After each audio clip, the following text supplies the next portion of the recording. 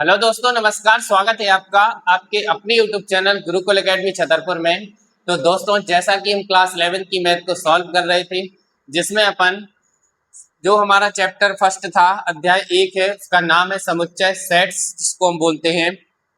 अपन प्रश्नावली 1.4 तक पहुंच गए थे। प्रश्नावली 1.4 में हमने कुछ क्वेश्चन भी सॉल्व किए थे, जिनको हमने बड़े अच्छे से समझा था। तो दोस्तों, अगर आप इस चैनल पर नए हैं तो चैनल को सब्सक्राइब जरूर कर लें और वीडियो के लास्ट तक जरूर बने रहें, क्योंकि इन सवालों को हम उड़ाने वाले हैं, है ना। और दोस्तों, अगर जिसको भी मैथ से डर लगता है तो एक बार हमारी क्लास जरूर देख लें। उसके अंदर से गणित का जो डर है वो खत्म हो जाएगा, है ना। और बाकी इस क्लास को अपने दोस्तों के पास शेयर करना है। और बाकी आप बने रहिए। चलते हैं अपने टॉपिक की ओर। हमारा है क्वेश्चन नंबर 5 और 6, प्रश्नावली 1.4। तो क्वेश्चन क्या कह रहा है, हमें इसको देखना है। प्रश्नावली 1.4 में क्वेश्चन नंबर 5 है हमारा, जिसमें अपन 4 क्वेश्चन सॉल्व कर चुके थे। अगर आपको इसके पहले किसी भी क्वेश्चन में डाउट है, किसी एक्सरसाइज में डाउट है, तो आप जाकर के इससे पहले वाली क्लास देख सकते हैं। प्लेलिस्ट हमने बना रखी है, उसमें डे नंबर 1 से पूरी डे 2, डे 3, डे 4, इस तरीके से आपको, आज है अपना डे 15, इस तरीके से आपको डे 14 तक और डे 15 तक आपको सारी क्लासेस मिल जाएंगी। तो दोस्तों, जरूर देखें।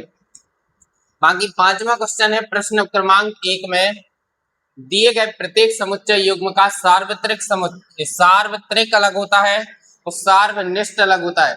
यहाँ पे आपको ध्यान रखना है, कंफ्यूज नहीं होना है। सर्वनिष्ठ समुच्चय अलग होता है और सार्वत्रिक समुच्चय अलग होता है ना। तो भैया मेरे, आपको कंफ्यूज नहीं होना है।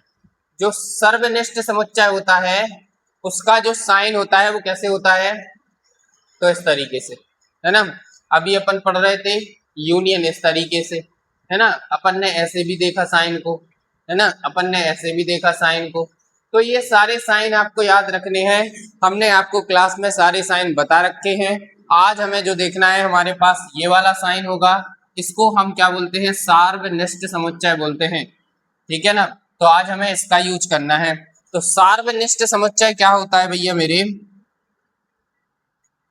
तो सार्वनिष्ठ समुच्चय वो समुच्चय होता है जिसमें कुछ ना कुछ क्या हो, कॉमन हो। आपने पहले क्वेश्चन में निकाला था, सम्मिलन करवाया था, यानी आपने ये वाला साइन यूनियन का, यानी आपने क्या किया था, दो समुच्चय को आपस में पूरा एक साथ जोड़ के लिखा था, है ना।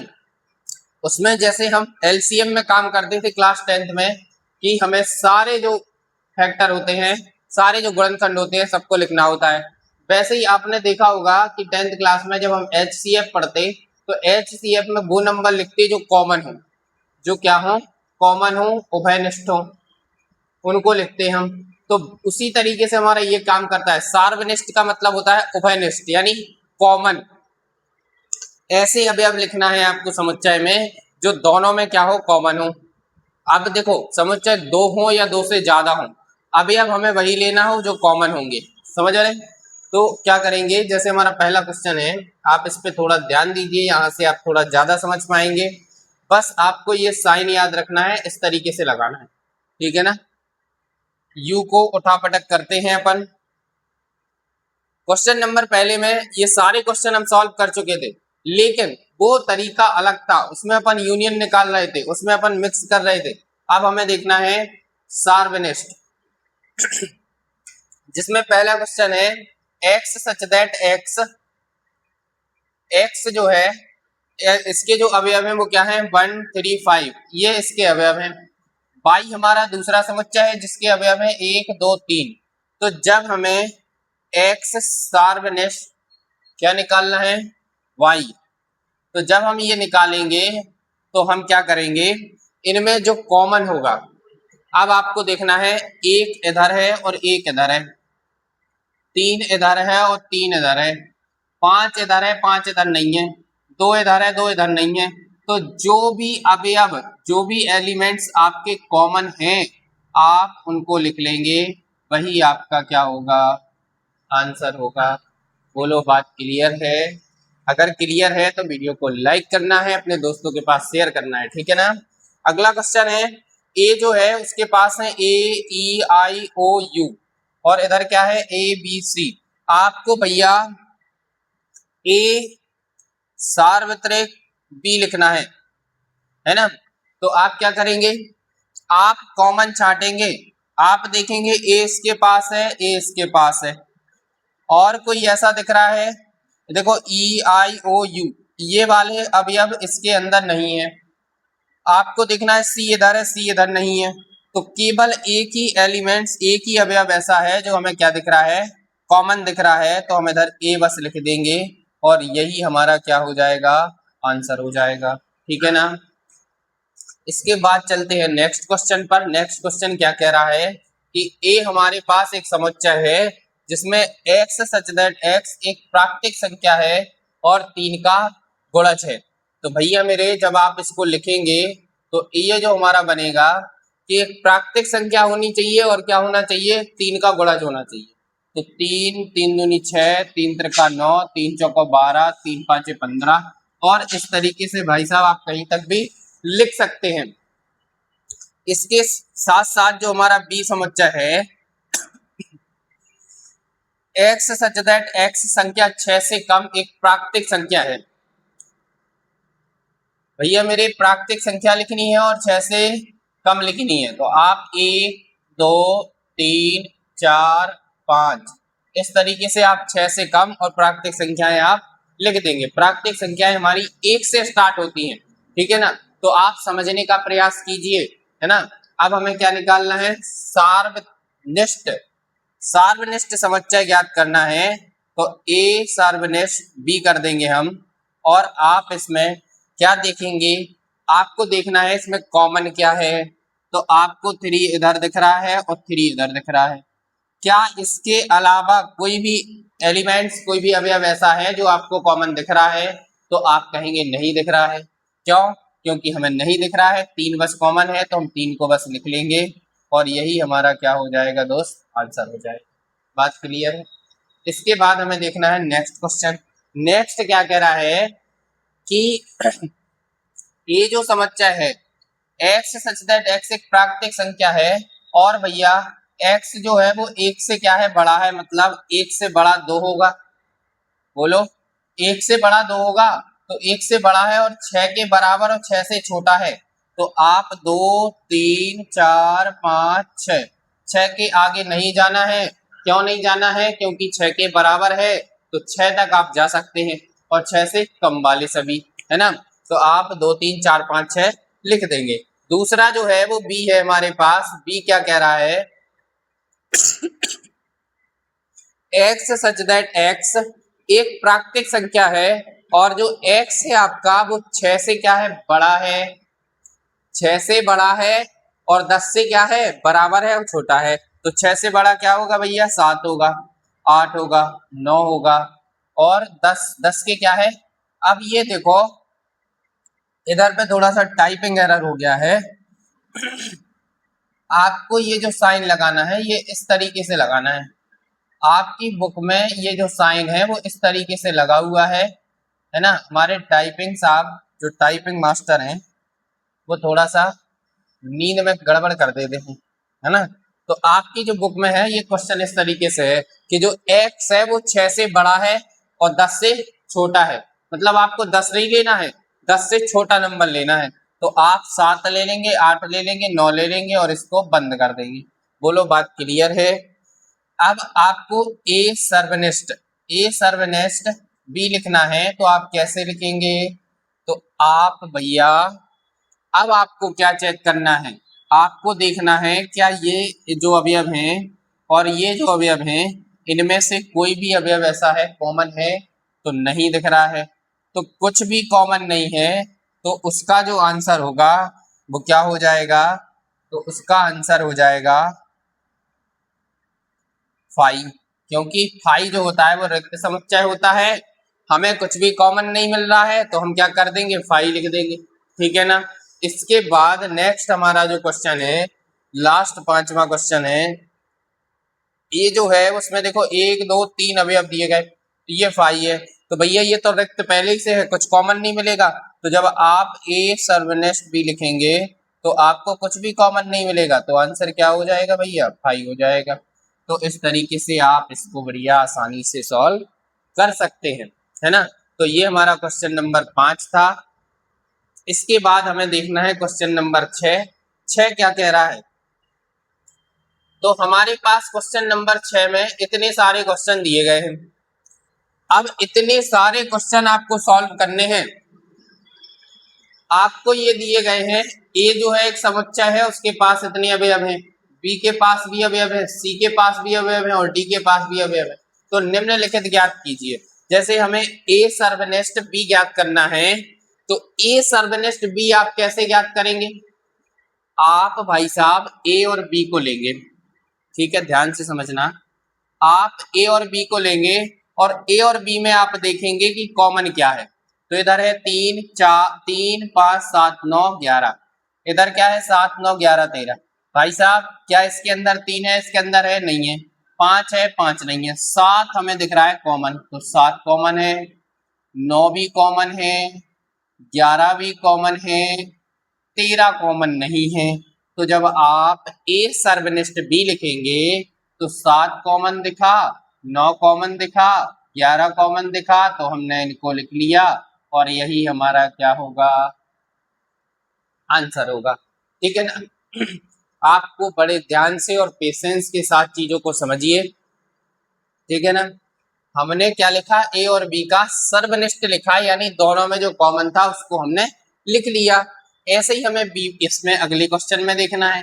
इसमें कह रहा है कि बी सर्वनिष्ठ सी, मतलब आपको भाई साहब बी और सी को अब ध्यान में रखना है। आपको ए से मतलब नहीं होगा, आपको क्या ध्यान में रखना है? आपको बी और सी ध्यान में रखना है। तो थोड़ा सा इधर आप ध्यान दीजिए, है ना, और कॉपी पेन लेके बैठिए, आप भी करने का प्रयास कीजिए, है ना। केवल देखने सुनने से कुछ नहीं होगा, जब तक आप सॉल्व नहीं करेंगे कैसे बनेगा बताइए, है ना। तो आप क्या कीजिए, इसको सॉल्व कीजिए, कोशिश कीजिए और पहले इसको ध्यान से समझिए, है ना। अब हमें देखना है बी और सी को। अब भैया 7 है इसके पास, 9 है, 11 है, 13 है, इसके पास 11 13 15 है। तो आपको बिल्कुल देखना है और देख के बता देना कि ये कॉमन दिख रहा है। तो 7 इधर है, 9 इधर है, तो 7 और 9 इसके पास नहीं है, हटाओ। 11 इधर है और 11 इधर है, 13 इधर है और 13 इधर है। तो भाई साहब जो कॉमन दिख रहा है उसको जल्दी से बिल्कुल छाप दो और यही आपका क्या हो जाएगा? आंसर हो जाएगा। कोई दुख तकलीफ हो तो आप बताइए, है ना। इसके बाद ए सर्वनिष्ठ सी सर्वनिष्ठ डी। अब इधर आपको थोड़ा सा ध्यान देना है कि जब आपके पास 2 से ज्यादा समुच्चय आ जाएं तो आपको घबराना नहीं है, अपनी हार्ट बीट नहीं बढ़ानी है, आपको थोड़ा सा ध्यान से समझना है।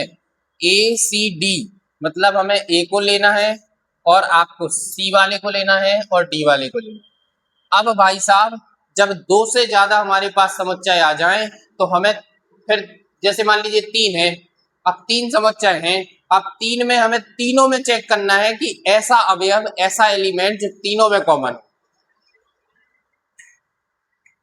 ए सी डी। तो आप बढ़िया मंजिला ब्रैकेट लगाइए। आप ए को देखो, 3 5 7 9 11, ठीक है, इसके पास है। आप अगर सी को देखेंगे, इसको छोड़ देना, सी वाले को, इसको और डी को, इसको और पहले वाले को। डी से हमें कोई मतलब नहीं है क्योंकि हमारी बात किससे हो रही है? ए से, सी से और डी से। तो आप इसको देखो, इसमें कॉमन क्या है? 11 13 15, इधर क्या है? 15 17। अब हमें भैया ऐसे अवयव लिखना है जो तीनों में कॉमन हो। तो क्या कुछ कॉमन दिख रहा है क्या तीनों में? देखो इधर 17 है तो 17 किसी के पास नहीं है, 15 है तो 15 इसके पास तो है लेकिन इसके पास नहीं है, ठीक है ना। 11 इधर है तो 11 इधर है, 11 इधर नहीं है। ऐसा अवयव चाहिए जो तीनों के पास हो, क्या हो? तीनों के पास कॉमन हो। तो भाई साहब हमें तो ऐसा कुछ नहीं दिख रहा है कि जो तीनों में कॉमन हो। ए में अलग अवयव है, सी में अलग है और डी में अलग है, तो कुछ कॉमन नहीं दिख रहा है। तो इसका जो आंसर होगा वो क्या होगा? 5 हो जाएगा। 5 कब होता है? 5 तब होता है भैया जब आपको कोई भी अवयव कॉमन ना मिले, तब हम उसको 5 लेते हैं, ठीक है। अगला है चौथे नंबर का, ए सर्वनिष्ठ सी निकालना है आपको। ए सर्वनिष्ठ सी, मतलब ए वाले को और सी वाले को आप ध्यान से देखिए, है ना, ए वाले को और सी वाले को, और किसी से कोई मतलब नहीं है हमें, ए वाले को और सी वाले को आपको देखना है। तो ए हमारा क्या है, ये है, अरे ए क्या है, ये है, और हमारा सी, सी ये है। तो ए के पास देख लो, इसके पास 3 5 7 9, इधर तो 11 से स्टार्ट है, तो 11 बस हमें कॉमन दिख रहा है, तो इसका जो आंसर होगा वो क्या होगा, 11 हो जाएगा आंसर। इसके बाद बी और डी को देखना है, तो इधर 7 है, इधर 9 है, इधर 11 है, इधर 13 है, डी के पास 15 17 है, तो क्या आपको कुछ कॉमन दिख रहा है ना, तो नहीं दिख रहा है, तो इसका भी आंसर 5 हो जाएगा, क्योंकि कुछ कॉमन नहीं, इसका आंसर क्या होता है, 5 होता है, क्योंकि भैया मेरे 5 का मतलब होता है रिक्त समुच्चय, यानी कोई भी अवयव ना हो उसके पास। अब इधर थोड़ा सा और ध्यान दीजिए, है ना, अब हमें देखो इधर दो दो साइन आ गए, अब इधर थोड़ा आप समझने का प्रयास कीजिए दोस्तों। जो छठवां क्वेश्चन है हमारा, उसमें हमारे पास ए सर्वनिष्ठ बी यूनियन सी है, क्या है दोस्तों, बी यूनियन सी है। तो भैया हमें सबसे पहले तो बी यूनियन सी निकालना पड़ेगा। क्यों निकालना पड़ेगा, क्योंकि फिर हमें दोनों को बताना है सर्वनिष्ठ यानी कॉमन। तो आप इधर ए के अवयव लिख लो, ए के अवयव हमारे पास है 3 5 7 9 और 11। अब आपको बी यूनियन सी देखना है, बी यूनियन सी का मतलब होता है कि हमें सारे अवयव लिखने होते, तो बी में देख लो का है, 7 है 9 है 11 है 13 है, तो 11 और 13 ये दोनों तो कॉमन मिल गए, तो कॉमन तो लिखना ही होता है, बाकी जो बच रहे हैं उनको भी लिखना, मतलब 7 9 11 13, 13 के बाद फिर 15, तो आप बढ़िया ऐसे तरीके से लिख सकते हैं। फिर आपको निकालना क्या है, तो आपको ए सर्वनिष्ठ बी यूनियन सी निकालना है, तो आप इसके बढ़िया अब आराम से दोनों में जो कॉमन है उसको लिख लीजिए।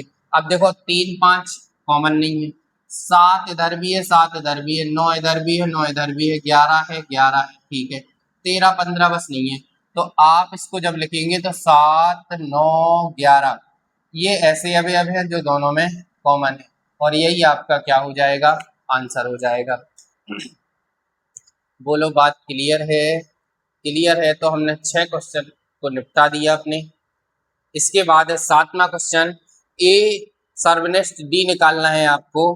भैया मेरे ए सर्वनिष्ठ डी मतलब ए को पकड़ लो और डी को पकड़ लो, है ना, तो 3 5 7 9 11 और 15 17 कोई भी कॉमन नहीं है, तो उसका आंसर हो जाएगा 5। 5 का मतलब होता है कि कोई भी अवयव कॉमन नहीं है। इसमें हमें देखना है 7वां क्वेश्चन, 7वें क्वेश्चन में आपको निकालना है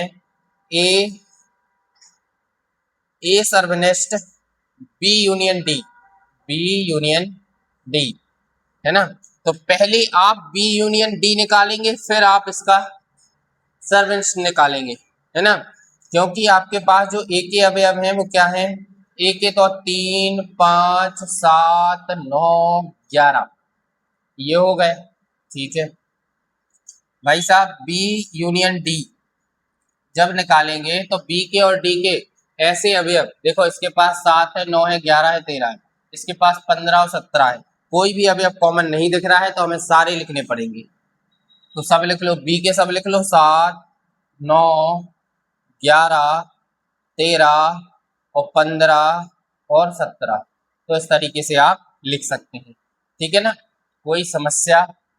अब आपको ए सर्वनिष्ठ बी यूनियन डी लिखना है, तो आपको इन दोनों में देखना है कॉमन क्या है, कॉमन हमें देखना है, तो 3 5 तो नहीं है, 7 है 9 है 11 है, तो आप इसको लिखेंगे 7 9 11 और यही हमारा क्या हो जाएगा, आंसर हो जाएगा, ठीक है।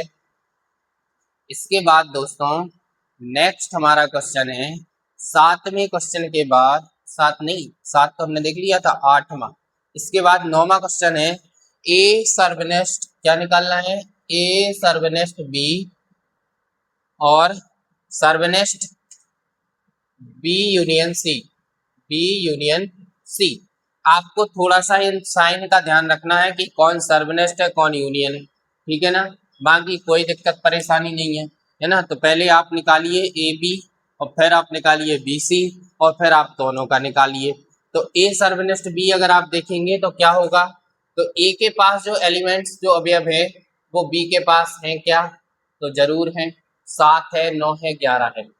तो आप जब इसको निकालेंगे, आप पीछे भी निकाल चुके हैं, इधर देख लो ए सर्वनेस्ट बी, तो 7 9 11 इसके हैं 7 9 11 है। और फिर अगर आप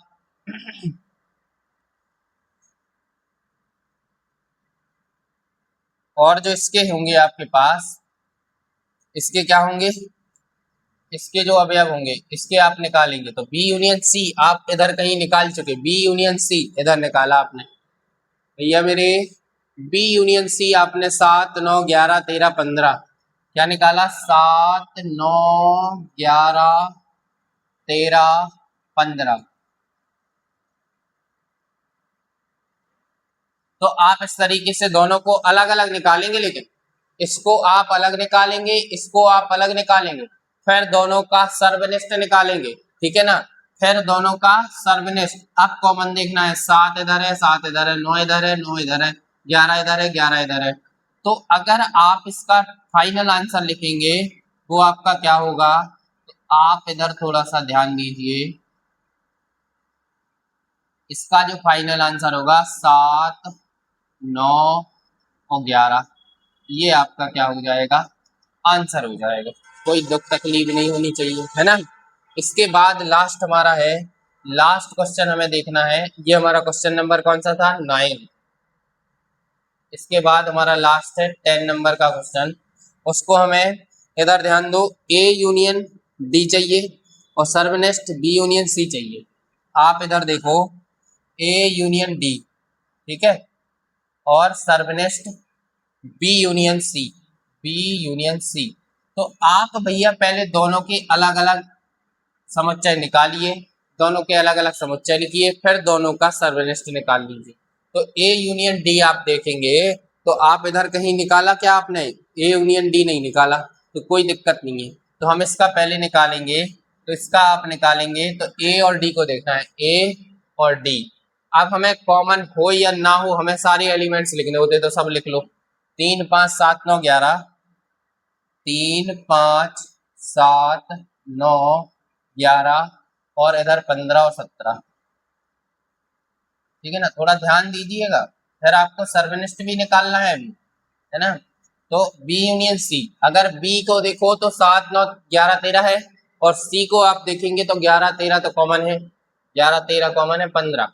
तो 7 9 11 13, 7 9 11 13 और 15, बोलो कोई समस्या। अब आप इन दोनों को एक साथ निकालेंगे तो जो हमारा है ए यूनियन डी, है ना, क्या है, ए यूनियन डी, और फिर उसका सार्वनिष्ठ निकालना है बी यूनियन सी। तो आप इसका सार्वनिष्ठ निकालेंगे। अब आप दोनों में देखो कॉमन क्या है ना। तो आपको 7 दिख रहा, 7 दिख रहा, 9 दिख रहा, 9 दिख रहा, 11 दिख रहा, 11 दिख रहा, फिर इधर 15 और 17 है, इधर 13 और 15 15 हमें दिख रहा है ना। तो 13 बस कॉमन नहीं दिख रहा है ना, तो कोई परेशानी वाली बात नहीं, कॉमन जो दिख रहा है उसको लिख लो, 7 लिख लो, 9 लिख लो, 11 लिख लो, 15 लिख लो, फिर 17 तो नहीं है, 13 भी नहीं है, बस यही आपका क्या हो जाएगा, आंसर हो जाएगा। तो भैया मेरे क्वेश्चन नंबर 5 को और 6 को हमने बढ़िया तरीके से समझा है ना। बाकी आज के लिए इतना ही, अपन इसके बाद आगे के जो क्वेश्चन है उनको देखेंगे नेक्स्ट क्लास में। तो बढ़िया, तब तक क्या करिए, अगर वीडियो पसंद आ रही है तो वीडियो को लाइक करना है, अपने दोस्तों के पास शेयर करना है, और आपको चैनल को जरूर सब्सक्राइब करके रखना है ना, ताकि कोई भी नई वीडियो आती है वो आपको तुरंत मिल जाती है। बाकी आज के लिए इतना ही, बढ़िया पढ़ते रहिए, स्वस्थ रहिए, मस्त रहिए और बिंदास मुस्कुराते रहिए। Thank you.